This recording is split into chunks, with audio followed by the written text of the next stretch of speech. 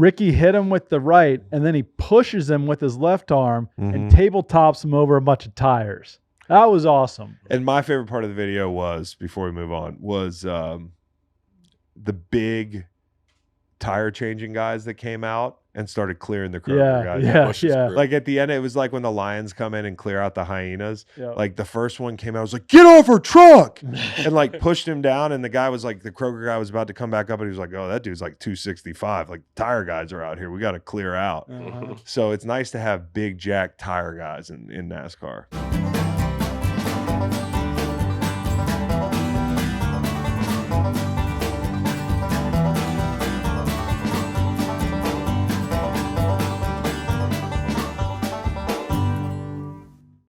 Minneapolis, Minnesota. Hello. Chuck's been there, man. He's been there. He's been there, dude. He was there 5 years ago. Can you believe that? That he thinks that little of us, that he doesn't remember that magical night in Minneapolis? Bring your ass. After the Wahoos won the damn whole thing, and we were back there at 30 people, Charles holding court. People crowded around, listening to him talk until his men in black took him away. It was crazy to me that Minneapolis shut down at like midnight on the night of the national championship. Yeah, that sucked. Except for Charles Barkley holding the lobby of the Hyatt open for as long as he wanted. As long as he wanted. As long as he wanted. Until the handler said, "Hey, no more." I'll never forget. "Hey, Chuck, let's do another shot." "All right, hold on 1 second. I'll meet you over there." And then like the men in suits and earpieces were like, "We got to go." The reason why he's the best is that he saw you roll in and he started saying "Wahoo, Wahoo," trying to say "Wahoo, Wah." Yeah. And that's after we had won it, but we had just beaten his Auburn Tigers 2 nights prior. He was so nice to us. So very nice. Yeah, and speaking of Chuck, like I don't know how much you guys have been following the Bill Simmons speculation that the NBA they're going to strike a deal with NBC, which would kind of throw a wrench into the Warner Brothers situation, and then ultimately is going to break up inside the NBA, which sucks. Like Chuck's a free agent this year. I think Kenny and Shaq, like who knows, but Ernie's staying with Turner. So this could be it for inside the NBA. And it was weird last night watching without Shaq. Right. Like Vince Carter does a good job. Where's Shaq been? Yeah, where is Shaq? Because they had Dirk on a couple nights ago. He's been beefing with Shannon Sharp. They had Draymond on before then. And I think there are options like if you wanted to retool the cast, like it'd be great, but it's never going to be the same thing. This is like, in my opinion, I put this up there with NFL Live, like when it was Boomer and Tom Jackson. I think about Inside the NBA. I think about a couple sports shows that are just so iconic and so once in a lifetime that you can't replicate them. And like they're going to remind you of a time and a place. And like in 20 years, we're going to look back and say, "Man, do you remember when we used to go to bed at 1 a.m. because we'd stay up and watch?" Last night for me. Yeah. I watched the entirety of that show. Yeah. Yeah, it was crazy. Yeah. One of these streamers or somebody will hire Chuck, and they'd be smart to keep Kenny with them. What would be smart would be these guys to have their own podcast. If they had an Inside the NBA podcast titled differently, and they just got on at night after games the way Shannon Sharp and Ocho do. Like they'll Chuck just and Ernie do Inside the Steam Room together. Inside but it's just those two. Yeah, if you can bring the other guys in. And part of the appeal is he just said that on TV. Yeah. That's cable. Yeah. That's on cable TV. Yeah. So I mean, sad to see that show go if that's what's going to happen. But let's talk basketball off the top. Hey Reed, you got a layup line first off? I do. This stems from the great motion picture Fall Guy, which I was not going to see, but you say it's great. In fact, you've seen it twice. In theaters twice, because it's amazing. This particular song you probably will hear 800 times throughout the movie. It's a cover of Kiss's "I Was Made for Loving You." Okay. Is this Jason Derulo? This is Youngblood. Okay. This particular, the best part of the movie is when I'm not giving anything away. Ryan Gosling. No spoiler. Certainly Ryan Gosling no spoiler. climbs out of water, and this song drops in the background. So you just it's made slow-mo, and it's... Wait, are you gay for Ryan Gosling? Who isn't? Huh. My favorite scene in the movie is when Ryan Gosling climbs out of the pool dripping wet. Hey, shirtless too. I mean, Emily Blunt's in the movie. Is she in the pool? She's not in the pool. Not Does she get in the pool? No. This song sucks. No, this song's amazing. This song is great. Pairs with the movie, just splendid. If you can see it in theaters, do so. Okay. When does the song get good? Right here? Oh, it picks up a little Wow. Are those drums? Who knows what they are? It gets the people going. bit. Okay, all right. Who knows all right, what it's this about? Is better. This is better. This is better, Reed. Can't you just see like Ryan Gosling getting hit by a car to this I song? could see him spread eagle. Was that in the deleted scenes? That was Reed? it had to All be right. deleted scenes. Okay. That's pretty good. That does sound pretty good. But what you tell me what happened in the NBA? What Game happened 7. in the NBA? Knicks fans got their hearts ripped out, but not in one moment. It was like you had a whole quarter and a half of, oh yeah, it's over. Like even if we win the series, it's over. Because Jalen Brunson breaks his hand. And that happens all the time. Guys swiping down at the ball. And it just so happened to the best feel-good story in the playoffs, right? Like even if you hate the Knicks, you got to respect this team, what they've been through, the injuries, coupled with the fact that the Pacers shoot like historically 67%. the best shooting percentage in playoff history in a single game. It's the most points the Pacers have ever scored, I think. And it's the second most in a game 7 of all time. And it happened to the Knicks. Like you can't make this stuff up. The basketball gods don't like the Knicks, but the rebuild is going great. This is all part of the process. You want to talk about a process? This is a capital P process. They've done it the right way since the pandemic. They've flipped this thing. There's barely any guys left on team from a couple years ago. They just need, and like for the longest time, the Knicks, it was, well, who wants to go play for James Dolan's Knicks? And like, they're just terrible. Who would want to go there? Like Carmelo tried it. Amari Stoudemire tried it at the end of his career. Jeremy Lin tried it. But nobody's tried it now. Like Jalen Brunson is the guy who took that step, right? Like Indiana Jones in Last Crusade, where he's got to step out over that like invisible bridge. He's like, I don't know, like going to New York sounds scary. And it sounded scary for Knicks fans to pay that guy so much, but it's worked out. Yet here we are, and we're saying we need a litany of things to take it to the next level. One being like another star to support, Jalen Brunson, take the pressure off him. And I gotta say, like, if this isn't my homerism take, and I'm not some enormous Knicks fan, like I'm pretty casual Knicks fan at this point in my life, it is an attractive destination. If Tibbs doesn't scare you off, is there a better number 2 than Jalen Brunson in the league if Jalen Brunson's the number 2? No. From an output standpoint, the guy scored 40 points like 5 times in the playoffs. I think he's got to be a 1 at this point. Well, he is a 1. But if you are trying to reason that there has to be a superstar that complements Jalen, or that Jalen becomes the relative Robin for, like if you are framing that possibility for any number of NBA stars, like I would think New York, with the market, the way this team's ascending, the depth they have, The and assets they have to make trades. they have too. like They 7 built this first-round team picks beautifully. that they can trade. So I would see this as an attractive And destination. I think there's a misnomer that guys don't like playing for Tibbs, because some guys don't like playing for Tibbs because if you're on the bench, you don't get in. But if you're playing, you're going to play 40 minutes a game, which dudes love. It does seem like guys like Tibbs. Like at the podium, Jalen's unhappy because they weren't close to a championship. Josh Hart's talking about, like, I've been homeless in the NBA. Like, I've been to 4 or 5 different destinations, and I found this place. And like, you could tell if Josh Hart plays his role in New York, they're going to love him, and he's going to love New York. Hopefully he's found a home. The injury to Anunoby was it. Like that was it. And by the way, as like a side note, when I said that there's no hard ass coaches in the NBA and players don't work hard in the NBA, everybody was like, what about Tibbs? Well, obviously these guys couldn't handle an NFL schedule. but a lot of these injuries are just freak incidents. Like I don't think it's Tibbs pushing these guys hard. Like Mitchell Robinson got hurt. He would have got hurt whether his load was managed or not. The same thing with Jalen Brunson swiping down at the ball. Just happens to hit the guy's knee.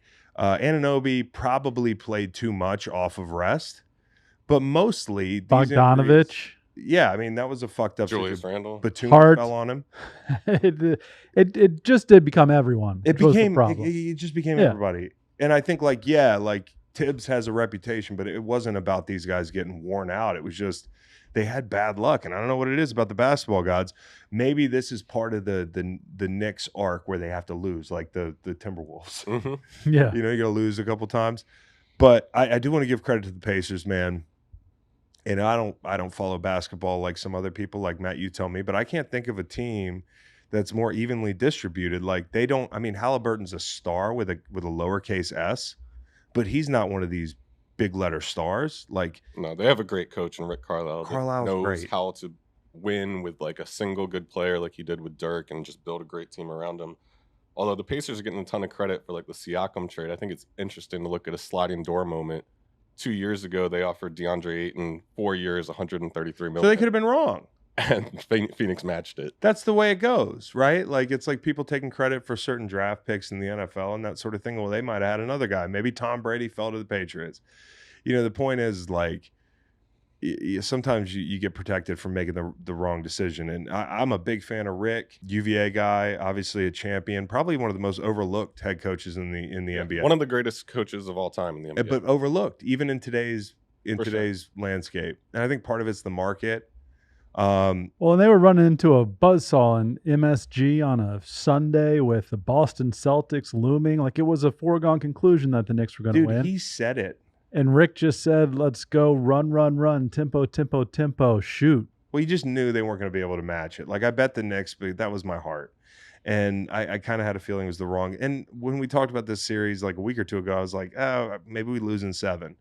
And that's kind of what ended up happening. And Matt was right because this is probably one of these series where the home teams win every game except game 7, which is wild. And last night I saw this thing about like since the bubble, home teams in game 7s, they're not getting it done. 4-8 now, I believe. They're not getting it done, and they weren't getting it done yesterday and out west or at MSG. And so, like, if you can't win a game 7 at MSG, this could be spun a lot differently. But I think the way it should be spun is like this build is going well. This team is fun. We know what the ceiling is. Like we thought maybe you could give Boston trouble, but half of that is wishful thinking. You know that if you want to win a championship, you need to add players. Will the Knicks re-sign OG Anunoby? Oh, yeah, probably for $40 million a year, I would think. Okay. He could play quarterback But for they the Giants. They still could re-sign him and then acquire somebody like Paul George in a trade. Yeah, so I think Paul George, if you look at it, like I think they could add an elite like wing defender, right? Like, and we talk about this and reading NBA heads writing about this stuff, like I think that's one of the pieces they need. And like Paul George is one of the guys that it actually would make sense because he's got the player option. You could sign and trade, and you add him. He's not the type of offensive threat that's going to take the ball away from Jalen Brunson. You're going to feel like there's pressure. A lot of these stars, you're like, oh, I got to spread the ball around. You got to get certain touches. And I feel like he would buy in with his defensive background, the length. As for like a scorer, I don't know if you could add a scorer this offseason, but the sky's the Possible limit. trade for Donovan Mitchell, although I don't know how that would fit with Jalen Brunson, but that's a name that's been put out there. Right. The fit doesn't seem it seems a little more redundant than like a KD. And defensively, not as strong. No, but like, are there superstars that are not on the radar, so to speak, right now that you think would fit really well? Kevin Durant? Kevin Durant would be awesome. Yeah, perfect fit. He's been talked about a little bit. Yeah, I think it'd be like, I heard Joel Embiid's name thrown around, but I just don't know if that's the fit. I just don't think the Sixers will move on him. Yeah, I don't know. But given, I don't want to turn it into a Knicks story, that they're a fun team. Indiana's a fun team. This is going to be a fun series. I'm going to be rooting like hell for the Pacers. By the way, since 2000, 11 teams winning championships in the NBA with yellow colors. Did you know Yeah. that the Pacers have not worn anything but those yellow jerseys this entire playoffs? Yet they could be better. Oh, for sure. You know, we could go back. Go to back. the Dale Davis days. Even go Give me the back through pinstripes. all of them. I don't love any of the Pacers. I don't love the pinstripes. They're not great, but at least it reminds me of the 90s, which this series did a little bit, you know, seeing the Pacers and the Knicks play. But some of these teams, like the Nuggets, who wear that ridiculous 5280 jersey. So stupid. And the Unigods were looking out last night with the T-Wolves. T-Wolves. Some of these teams can wear 7 different jerseys in a 7-game series, and it's crazy that Indiana's worn their yellows. No, I every know. time. And like we are potentially going. really fucked with uniform matchups. Well, Celtics T-Wolves could be Celtics Wolves would be great. Celtics really Wolves good. would look really good, but Pacers Mavericks. Terrible. I mean, put the fucking cowboy hat on the basketball and call it a day, dude. Correct. You know, give me the Jason Kidds and fuck off. But another thing I want to happen is, here's a wild card. Luka loses this series, and Luka, the temperature turns up in Dallas, and like maybe Luka's out and he goes to New York. I think Luka's going to be one of those Steph Curry plays his whole career. One place. Yeah. Yeah. And I think when you look at it, like I asked you earlier, like, you got to be prepared for a Pacers Mavs final. You got to be prepared for a Minnesota Indiana final. I like the ratings. Anthony Edwards, thank God, seems to be the second coming of Michael Jordan. He's 22.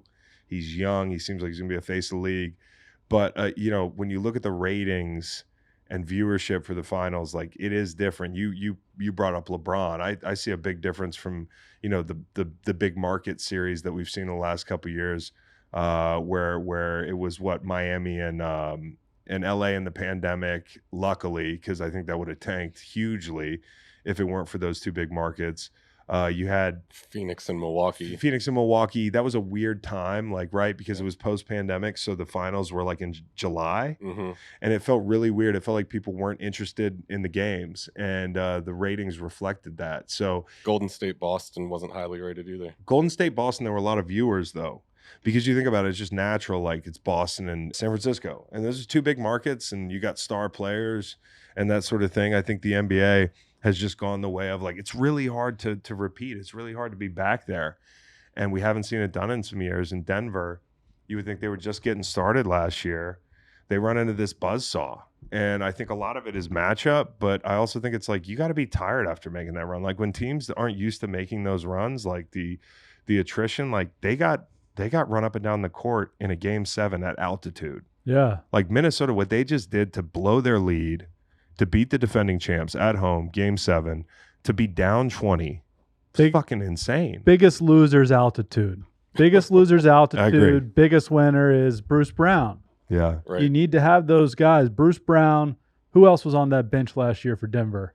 Jeff Green. Christian Brown was too, and Jeff Green. They lost Jeff Green and Bruce Brown, and they it showed. Not deep enough. The concern with Denver has been that they're a little soft outside of Jokic, and I think that proved itself. The combination of Naz Reid, Gobert, Towns was great. Towns has gotten so much shit for not playing a team brand of basketball.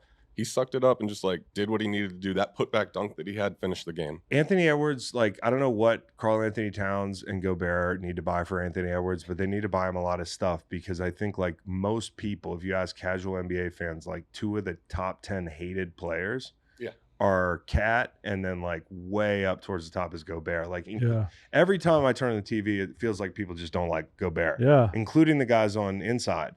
And, you know, at half, they were like, get him out of the fucking game, dude. He's just getting bodied by Jokic and that sort of thing. And then in the second half, like, you asked Anthony Edwards and Kat, like, when the game turned, it was like when Gobert hit that step-back jumper. Unbelievable. And, you know, like, yeah, was he outmatched by Jokic? But Jokic is a fucking MVP, man. Like, this guy and all these big, long guys give them a differentiating factor. Like, they just feel like a football team out there. Don't underrate the impact of Mike Conley's leadership. Like, there was a mic'd up moment at halftime where he was talking to Ant, and he was like, hey, man, I need you to move off the ball. Yeah. And Ant's like, I got you. I'm going to go set screens.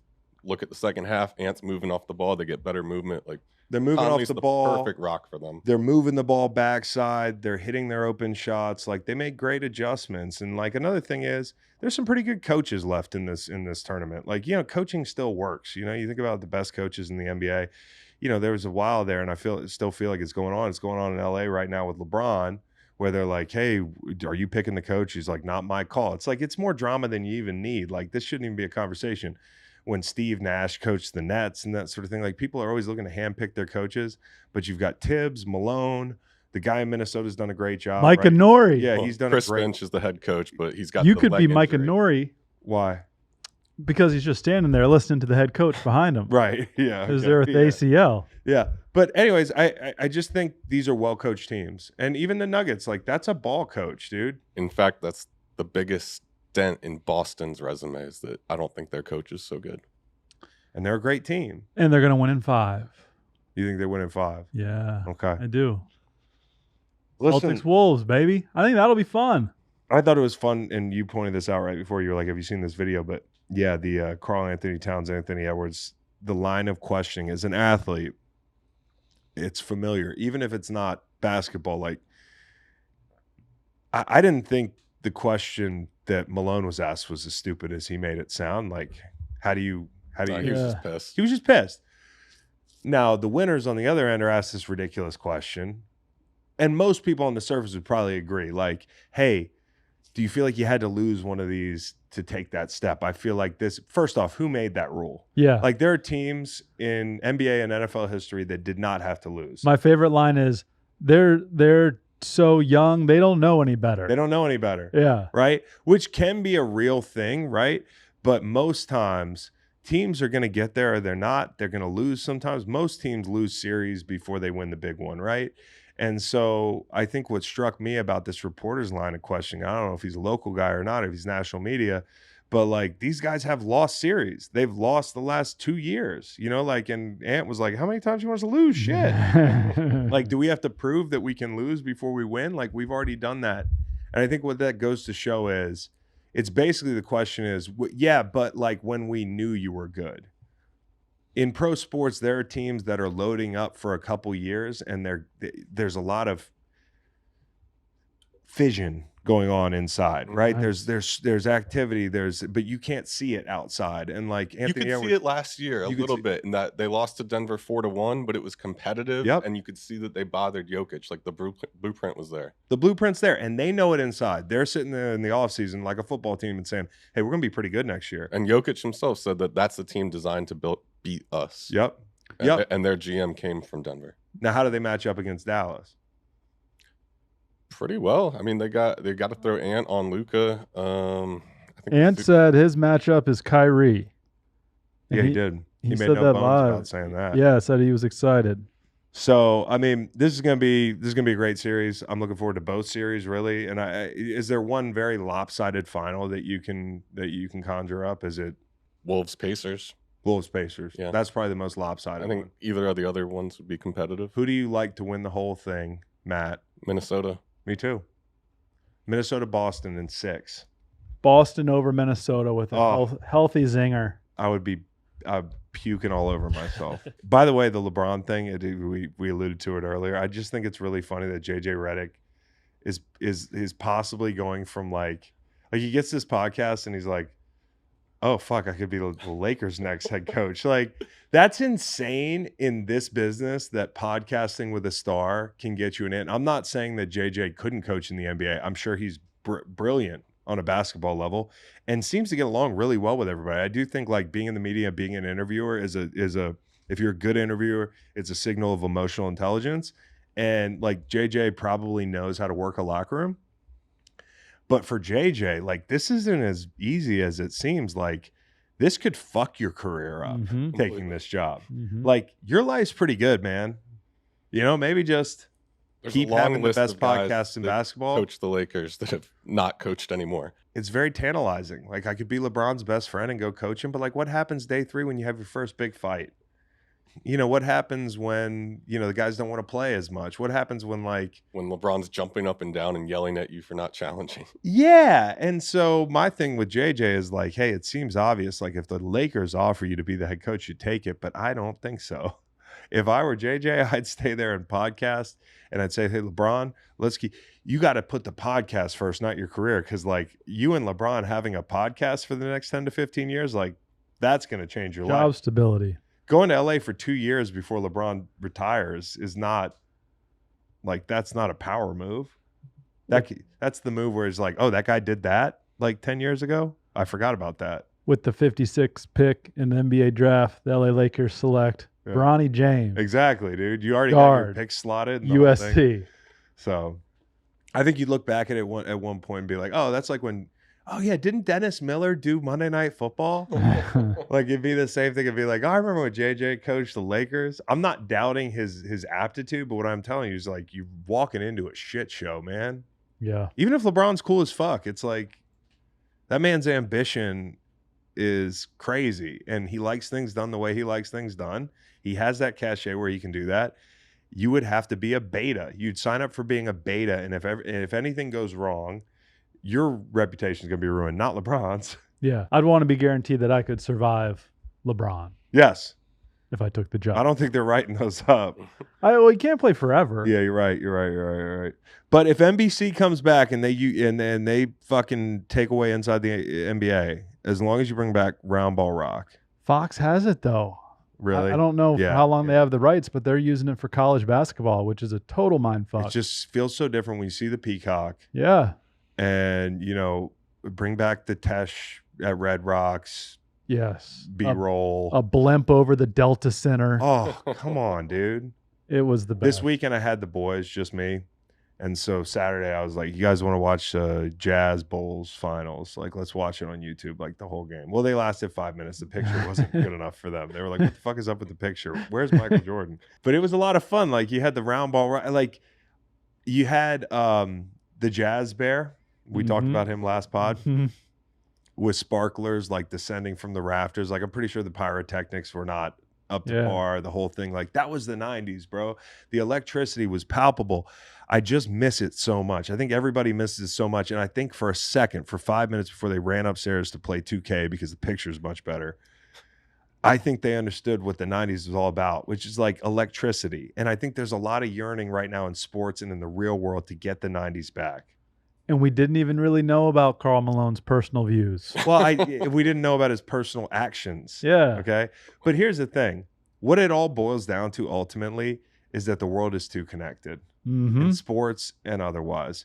If we go back to a pre-internet era, everything will be fine.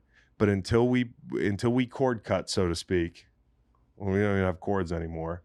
It's just fucking zapping around the room, giving us all cancer. Yeah. Like, I just don't think we're gonna get that feeling again. It wasn't just the sports. It was the way we lived, and I miss that.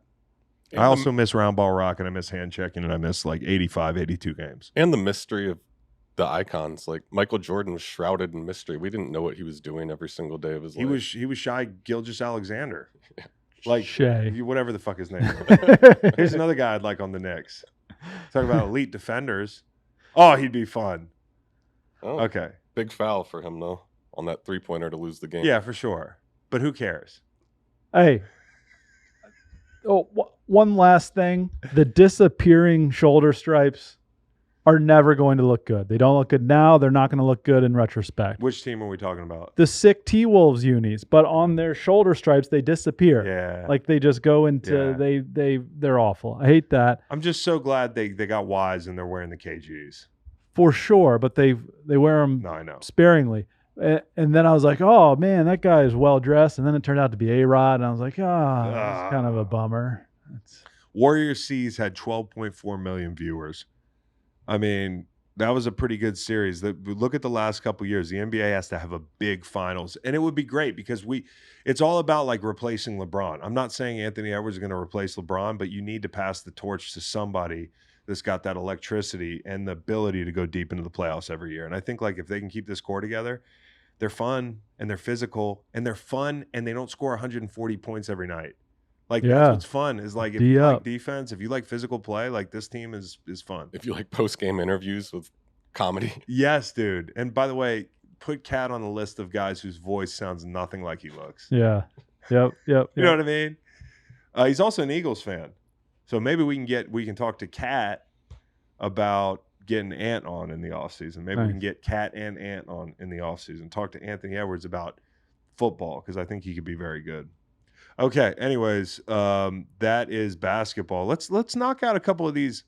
Let's knock out the white sports. Okay. Because the white sports were acted up this weekend. White guys were going nuts this weekend. Yep. NASCAR and golf. The first one, golf. Okay, I dipped my toe in the water just a little bit on Friday on X when Scottie Scheffler posted bail. I don't even know if he posted bail. I'm pretty sure they just picked him up. The owner of the fucking Valhalla picked him up. He told the guys in jail he's going to Valhalla. They were like, "You're not even in the white supremacist group." So like, they asked him in jail if he wanted the full experience. Yeah, and he was like, "What are you talking about? And they were like, "Do you want a sandwich?" It's ridiculous. Oh, I mean, there were so many funny skits about Scottie Scheffler and like some frat boy from like Louisville who was in there with like a ripped Oxford, and he's just like cornering Scottie in jail. If he was in a cell with the bros, like it was the worst thing that could ever happen. There's also a good chance most people in jail didn't know who Scottie Scheffler was. Like right? the cops, yep. Especially the cop. Okay, I'll start here. Probably a misunderstanding, right? Definitely. Like a lot of things that escalate with police, right? And that was my point with my little tweet. It was like, oh, now cops have to chill.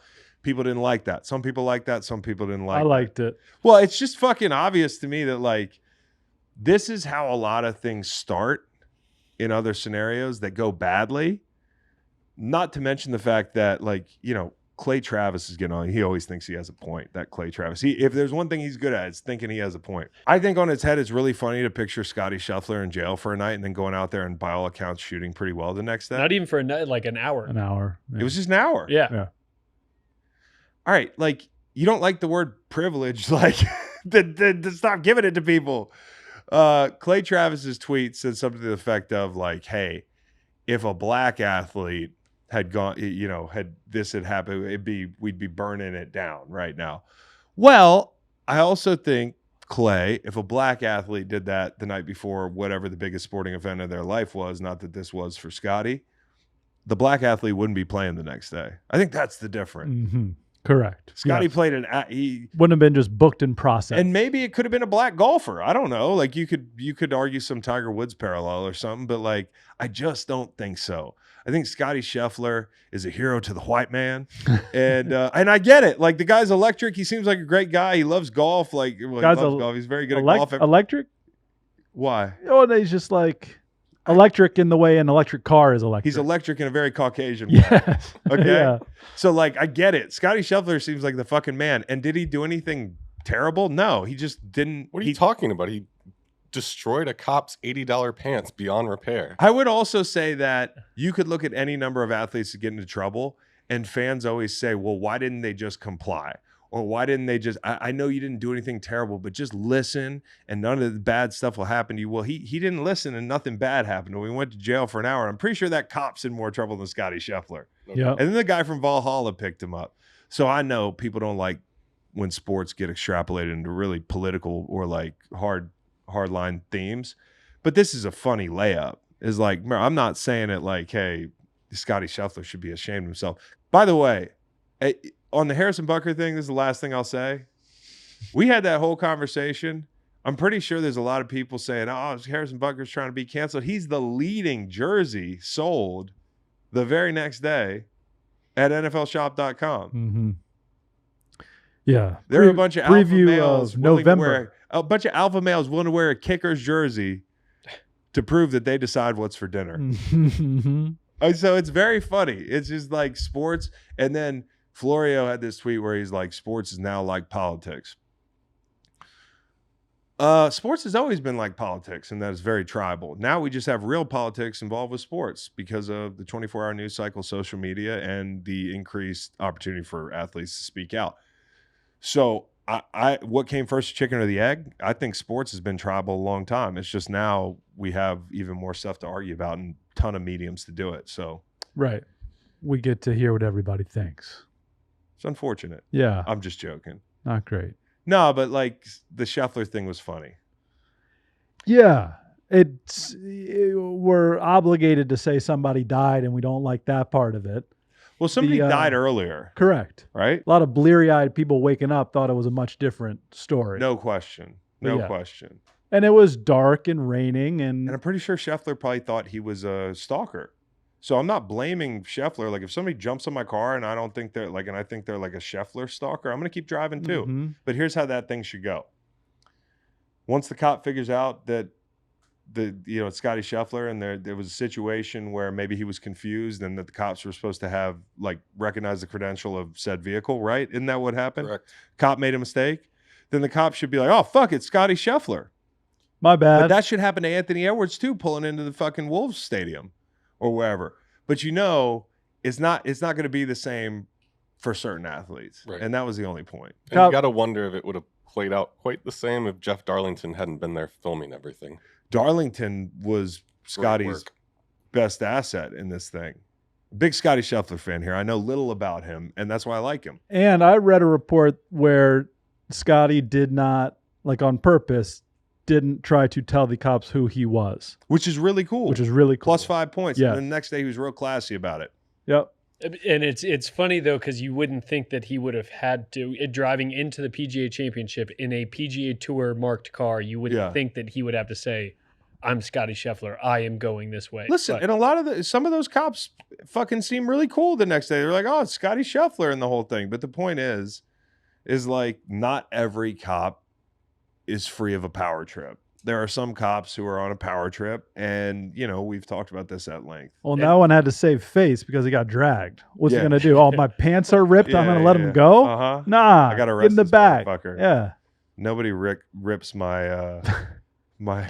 They're probably Carhartt, so tread lightly. Yeah, right. There. That's your department. Well, my Carhartts wouldn't rip. Okay, so maybe they need to get some more new issue gear down there. At the basketball officials, by the way, are wearing all black Hokas. I noticed last time. That's just ridiculous.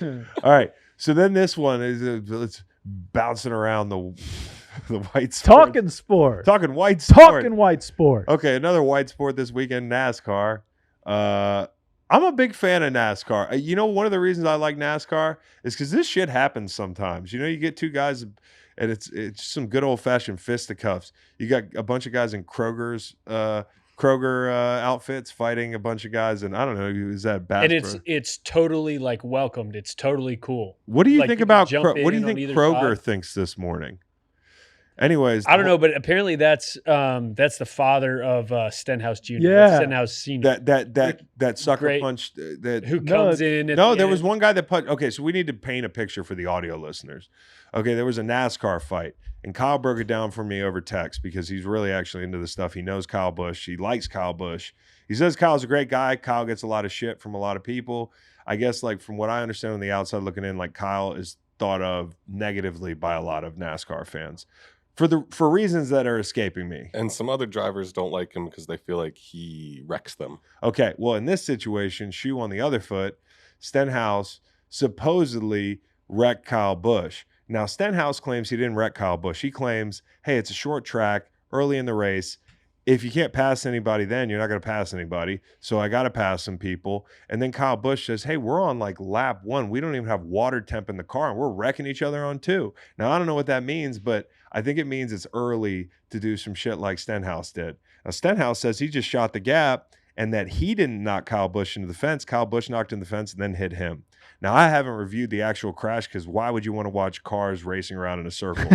But I would, and I did review this fight 15 times last night from 15 angles. The thing I love about it is the way they were carrying the camera over Kyle Busch's head on the walk over to Ricky Stenhouse Jr.'s locker, so to speak. WWE. It was very WWE. And for the life of me, I do not know why you would want to walk up to a guy named Ricky who's standing in front of a Dale Earnhardt Sr. number 3 I have that too. Right. Like that guy's standing there like it's GTA. This Austin Dillon has just totally taken over the Intimidator's not only number, but font. They just kept it the same. Yeah, that part's stupid. But the fact that Stenhouse is leaning on the number 3 when you come around the corner, and the guy's name is Ricky Stenhouse. And he's a short, jacked king. He's a short, jacked king who looked like he had some power behind him. I never knew when he was going to throw. Well, the problem was, and I listened back over and over again. NASCAR, next time you do one of these, don't do it during the fireworks so we can hear everything Right. we've said. But I don't think Kyle Busch said anything warranting a sucker punch. So in actuality, I think Stenhouse is the bad guy here. You don't just sucker punch somebody with no, like, I thought the way he punched him that Kyle Busch said like fuck your mother or something. Like, he didn't say anything like that. Huge mistake by Kyle Busch holding this water. Why are you holding a water? Have your hands ready. Yeah, dude. In football with the fights, they say keep your helmet on. Keep your hands free, guys. It's poor execution by Kyle Busch, and it's a little bit of dirty from Ricky Stenhouse Jr., who Kyle, according to people in the NASCAR world, says he's a trust fund guy. Oh, no. Well, because I guess his dad is somebody. That's the way, Ricky Sr. Mm-hmm. Who Ricky Sr. jumped on Kyle Busch at the end of this video. And put him in a straitjacket. Yeah, he did. Kyle was trying to swing on Ricky Sr. and couldn't move. He couldn't even move, dude. And then he moves back and he's like, I ain't on him. And then I heard 5 times, get my dad, get my dad. Yeah. I don't know if that was because his dad was trying to whoop up on Kyle Busch, and it was a family affair. But Ricky hit him with the right, and then he pushes him with his left arm and Mhm. tabletops him over a bunch of tires. That was awesome. And my favorite part of the video was, before we move on, was the big tire changing guys that came out and started clearing the Kroger guys. Busch's crew. Like at the end, it was like when the lions come in and clear out the hyenas. Yeah. Like the first one came out, was like, get off her truck, and like pushed him down. And the guy was like, the Kroger guy was about to come back up, and he was like, oh, that dude's like 265. Like tire guys are out here. We got to clear out. Uh-huh. So it's nice to have big jack tire guys in NASCAR. Yeah. I told you when we went down there, and we've been down on the track and stuff, and I drove the pace car. It was one of the most fun things I've ever done. And then also, I got to say, like, NASCAR's hospitality, second to none. I felt like I could have been standing there watching this fight, the access they gave me when I was driving the pit car. Like, I was in there. Truex Jr. came up. He's dressed like the little bobblehead in my kids' room. Like, it's pre-race, 30 minutes before the race. They're just talking to sponsors, like shooting the shit. I love the NASCAR experience. My only advice would be more fights, not during the fireworks. But I think another thing that's appealing about these NASCAR guys and watching them fight is, like, it sucks to watch NFL players fight if you're a regular person, because you're like, there's no chance. Like, these guys are the most powerful, violent specimens in pro sports. You watch the NBA guys fight. Some of them can really fight. They grew up fighting. They got long arms, right? They're tall. They can punch you from over here. The NASCAR guys, you watch them fight, you're like, I think I could beat up Kyle Busch. Mm-hmm. Like, I know I can. But for a regular guy, Stenhouse, he's a little powder keg, but I got reach on Stenhouse. Like, regular people watching unathletic guys fight who are professional athletes is a lot of fun. I was most disappointed because I think people look at me like they look at Kyle Busch. Right. Just like mouth breathing, tall, skinny dweeb. Squid. Yeah.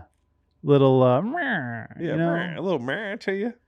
which was a bummer because I feel like I have the heart of a Ricky Stenhouse Jr. Yeah, but you guys had the same mannerisms. Like when he was like, that's not what happened, and they got punched in the I know. Like, you just stood there with a water bottle. Like, No, I know. It's not good. Yeah. The guys that in NASCAR that I like to see fight are the guys that came out that flipped the tires. Like when we were down in the pit, a bunch of them were college football guys. Mhm. There were like so many guys. There were a couple pro football players. There were guys that I played before that like walked up and was like, yo, Chris. I was like, he was like, I was at ECU or I was at UNC or, you know, all these schools around Charlotte. Cause that's but I think, I think these fights are good for NASCAR. I think they are, you know, it's road rage. It's acceptable road rage. Mhm. When do we, Yeah, Ricky Stenhouse was like, come find me after the race. and it's Mhm. part of the culture too, sort of like hockey. Like, there's not going to be any charges filed. No, they're just going to clear it up in-house, which is fine.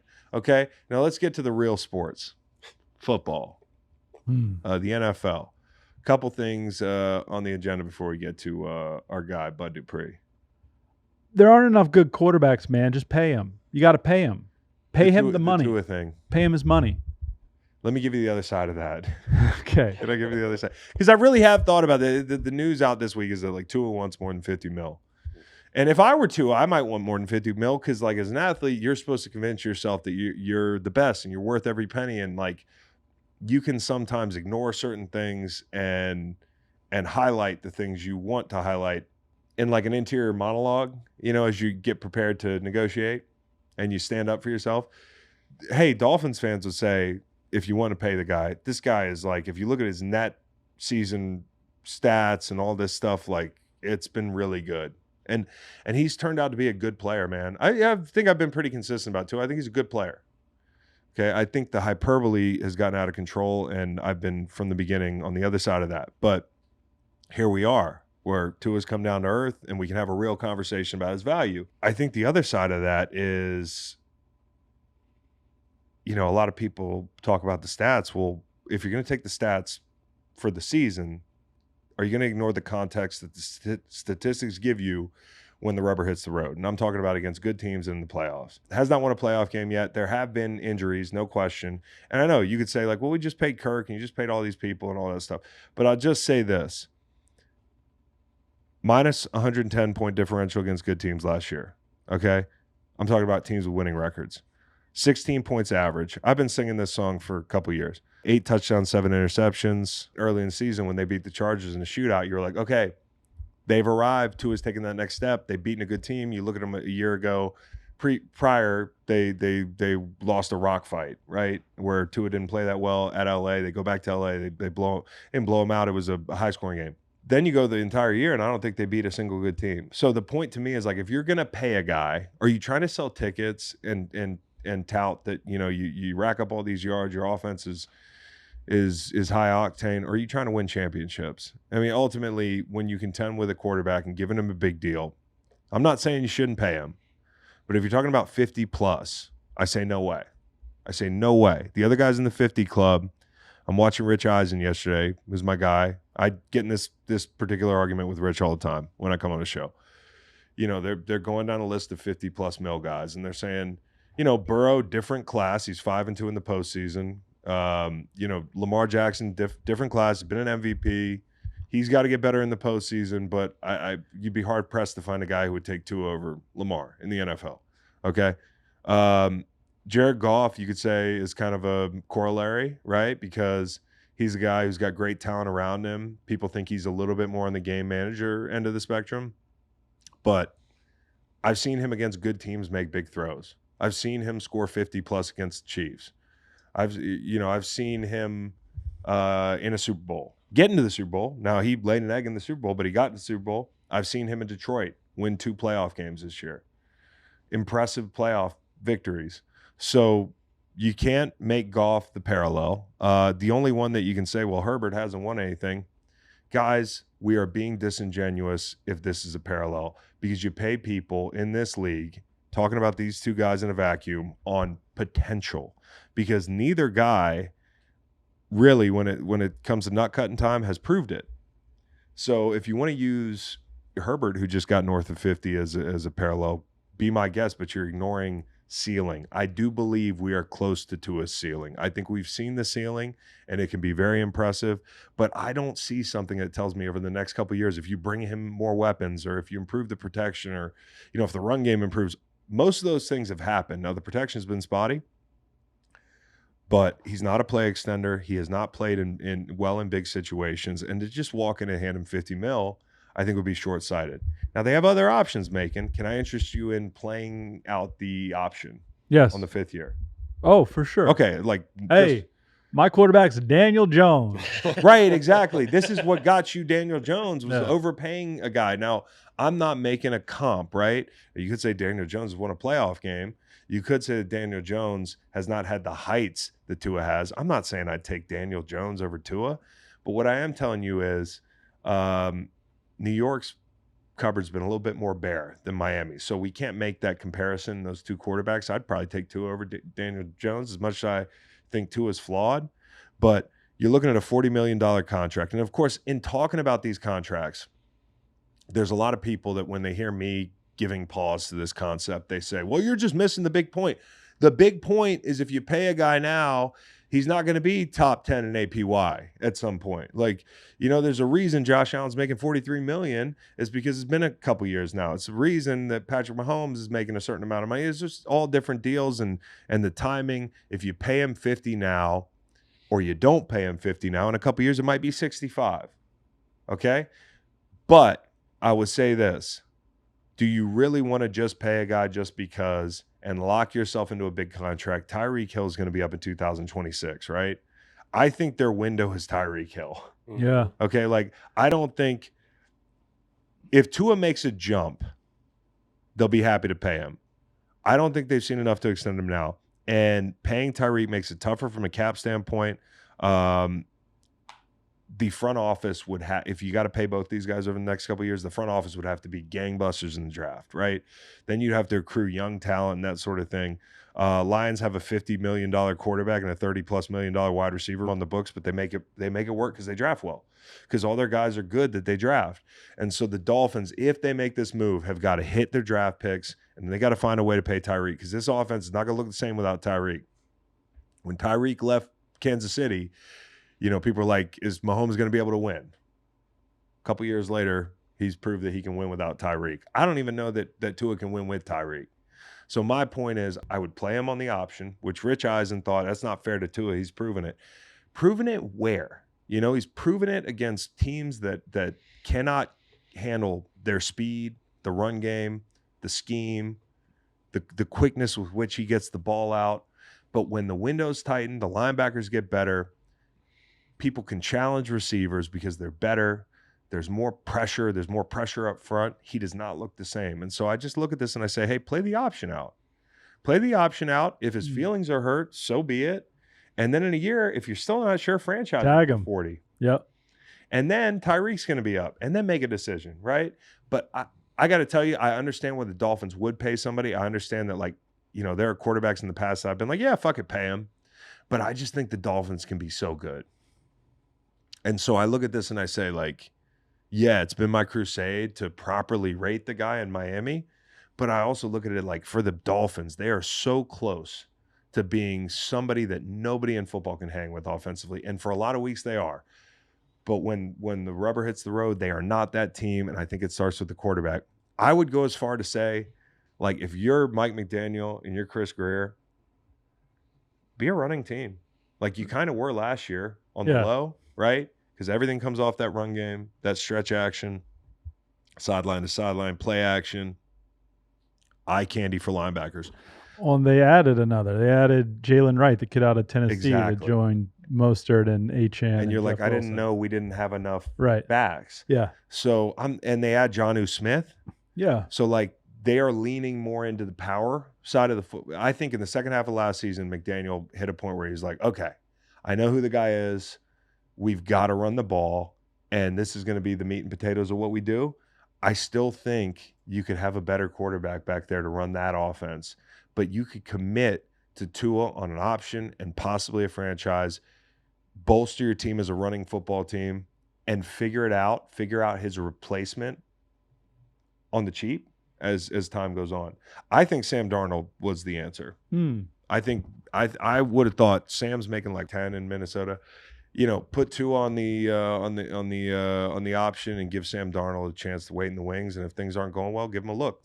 Tua could get hurt. You know, he's been hurt before. And over the next 2 years, whether it's trading for somebody or scooping up a kid, you know, at the end of training camp this year that you think has potential and he's on a rookie deal or something, or he hasn't gotten paid. I think kind of like trying to kill two birds with one stone. Like, be a good football team, lean into the run game. You obviously don't have a lot of options. You missed the boat on trying to do something in the offseason. I don't know that anybody would have traded for Tua, but figure it out right now. I'm not saying the guy's a bad player. I just don't like giving guys $50 million for no reason. If you were Tua, would you take a Daniel Jones type contract or play out the option? Like if they offered you, say, 4 years, $165 million. Yes, but I don't know that Tua thinks that. I don't know that Tua thinks the way I do, which is like, I'm watching the film. When you're an athlete, your job is to believe you're the best. And I think I got to give Tua credit for this. Like, he has been determined to be the best. And like, he obviously takes it very personally and works very hard. And he's made some big leaps. Like, I was rooting for the guy when he was with Big B Flow. I thought, hey, this is a kid who just keeps his mouth shut and competes. I've only ever heard good things about him. And then the McDaniels era came on, and I think the biggest issue has been the inappropriate amount of projection of the ceiling of that team with Tua as quarterback. And he's felt that. That's been the elephant in the room.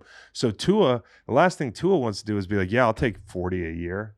I'm going to make the same as Daniel Jones. Like, he's a competitor. He wants to be the best. He thinks that he's shown why he's one of the top 5 quarterbacks in the league.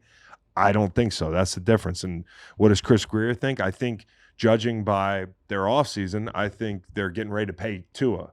But the number is going to be important if they do. And if they don't, I still think you can make it work by playing out the option. Tua's big boy. You know, I think if you showed Tua, if Tua was sitting here, I'd be like, hey, dude, I got to see you win the big game before I give you $50 million a year. What's your defense of that? You know, you can only tout the Broncos game last year and a couple of these blowouts so much. Like, we're trying to win championships, right? You're going to have to beat good teams to get there. Yeah, and beating the bad teams leads to road playoff games. And that's my that's my point, is like, and this is not a team they've showed it. Yeah, they went to Buffalo. I thought that offense did a good job, right? That was the best offensive performance they've had in a big game, in my opinion. It happened to be in the snow in Buffalo. But that's what you got to deal with a lot. Like, you're going to go out and play in Kansas City in the Ice Bowl, and you're going to have to go up to Buffalo, or you're going to have to go to Cincinnati. You want to have home field advantage if you're the Dolphins, and it can't just be on the backs of beating sub-500 teams. Baltimore, all these places you're talking about, Burrow, Allen, Mahomes, Lamar. They're physical teams. You're going to have to match their physicality. You can do that with a young quarterback that manages the game. That's the irony of this thing. Like, I'm talking about game managers manage in every situation. Well, Mike McDaniel's coming from a place where they're competing for Super Bowls with Brock Purdy, a 7th-round draft pick. No question. So anyways, no shade. I think Tua's done a good job. I just wouldn't hand him $50 million. It's so funny because most people, if you sat there during the Daniel Jones contract negotiation, and I think we did say this before, and hey, as I've retired and done this job, like over a couple of years, like my thinking has evolved too. Where when Daniel Jones got paid, I was like, guy won a playoff game, just pay him. We can't just pay people, right? Because most people sitting in Dolphins Reddit campaigning for Tua to get paid are the same people that would scoff at just paid Daniel Jones. Now, I'm not saying they're the same thing, but that guy does have a playoff win. And you can tout all the statistics you want, but it's about winning. That's why you pay guys. My tongue-in-cheek argument that they're not enough good quarterbacks, just pay them, giving somebody the contract can also lead to purgatory like the New York Giants find themselves in right now. No question. And I think the biggest thing you have to consider is when Tyreek Hill walks out the door, this team changes a lot. Now, I know you got Waddle and you got some other fast guys, but that cheetah is 101. Yep. And in 2026, you're going to want to be able to hold on to him. And I think his game will translate into his 30s. So you don't want to do anything that's going to make it too hard. If you pay Tua now and you plan on paying Tyreek, you've got to be perfect everywhere else. Also, Michael Brocker's retired. Oh, I want to shout out my guy. Your guy. I think, it's like when you get drafted in the first round, there's a ton of pressure on you. And, he got drafted right in the middle of the first round, right around Fletcher Cox, and like, he was added to a defense full of first rounders, and I enjoyed playing with Michael Brockers. He was just like every day in the locker room, he would make people laugh. What were you guys, the mob squad? And he was a big part of it, dude. Like, that's the thing I wanted to say about Brock. He turned out to be exactly what you wanted him to be, which was a fixture for almost a decade in St. Louis and LA. He made the move with the team. He was a guy next to Aaron Donald that made things possible for Aaron Donald, right? He made things possible for guys like, Robert Quinn, myself. He fit in seamlessly in that group, and was a lot of fun, dude. Like, he was just he was a class clown, to the point where when Jared Goff got traded, I want to take the opportunity to tell this story, but Jared Goff got traded. We all have our group text, the old D-line group text. And Goff got traded from LA to Detroit, and Mike was in the group text like, this motherfucker's got to go to Detroit. Damn. And this was after he made a comment to the effect of, we have a real quarterback, and I don't think he meant any shade towards, but like, he was excited about Matt Stafford coming. Well, the very next day, the Rams traded him to Detroit. Yeah, right. And in Detroit, he was a really good vet to those guys. Like, everybody I talked to was a great vet. So I just think he's all class. He was a really good football player, under the radar, but lived up to the expectation, being picked in the middle of the first round, and did a lot of the dirty work. And we're going to talk about dirty work here in a second with Bud Dupree, but did a lot of the dirty work that made him a guy you want to have on your team. And so appreciate Mike Brockers. Happy trails, buddy. Okay, one last thing on the NFL before we get into Bud Dupree, and that'll be the show for the day.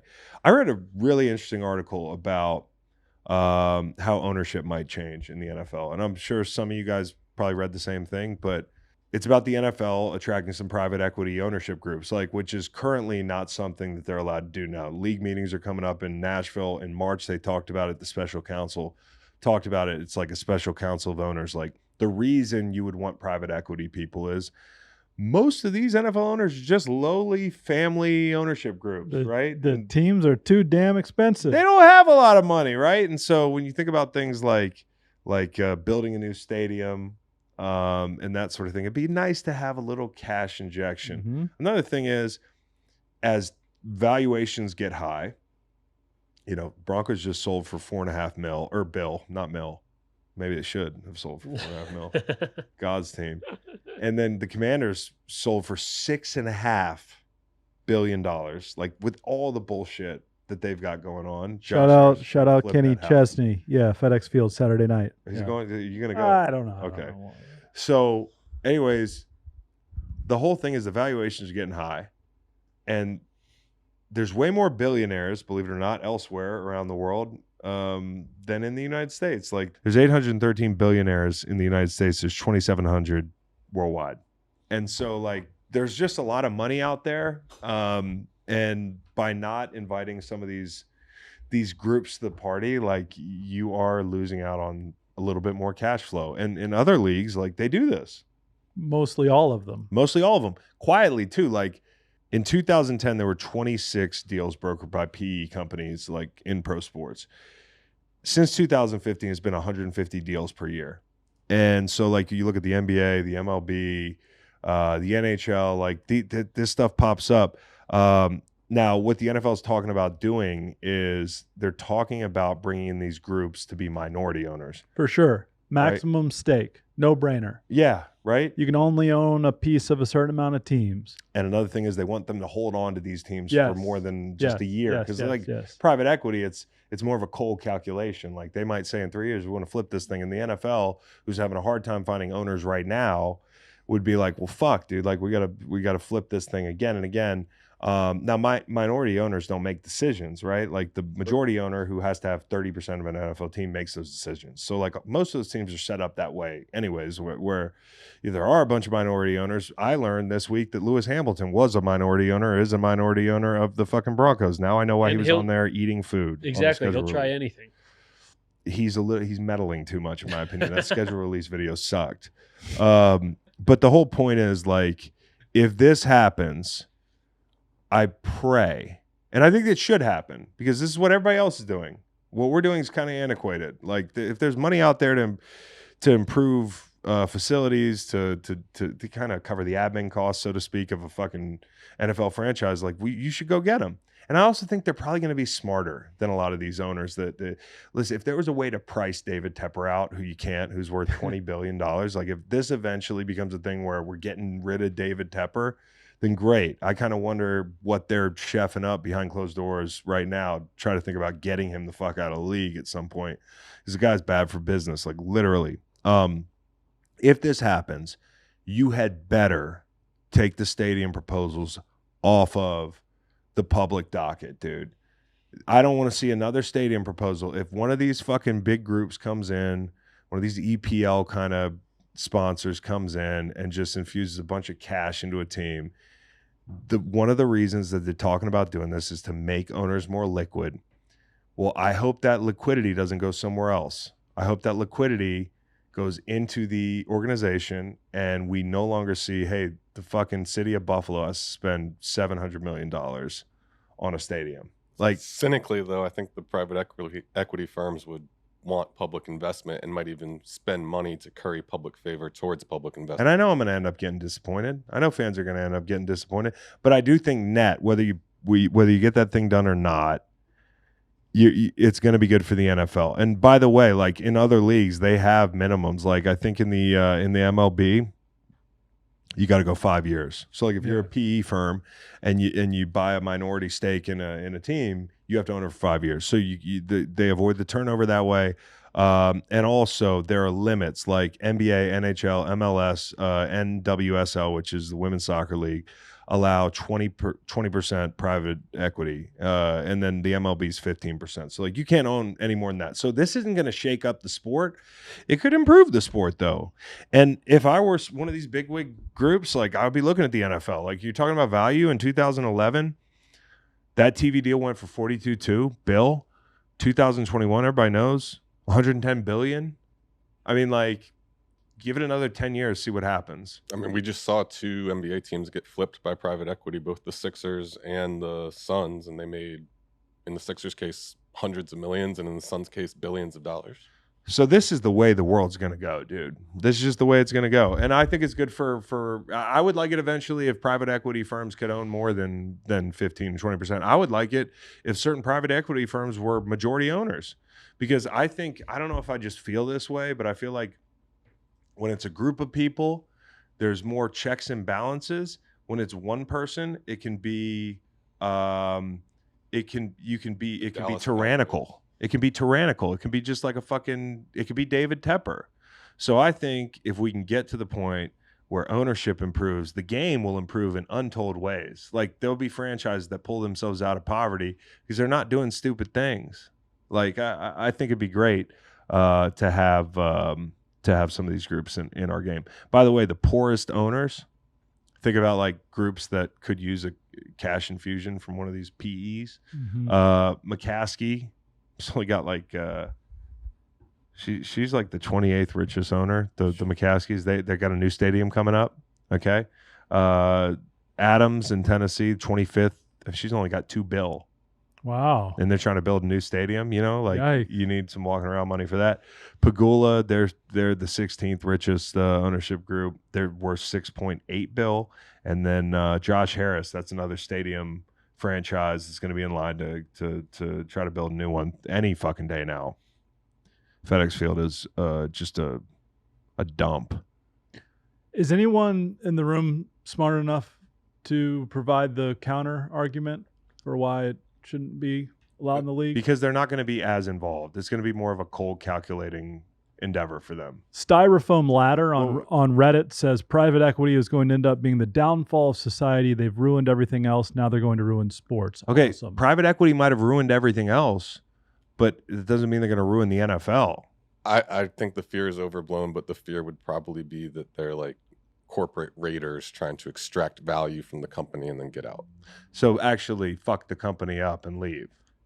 Yeah, like Mitt Romney. Mitt Romney, huh?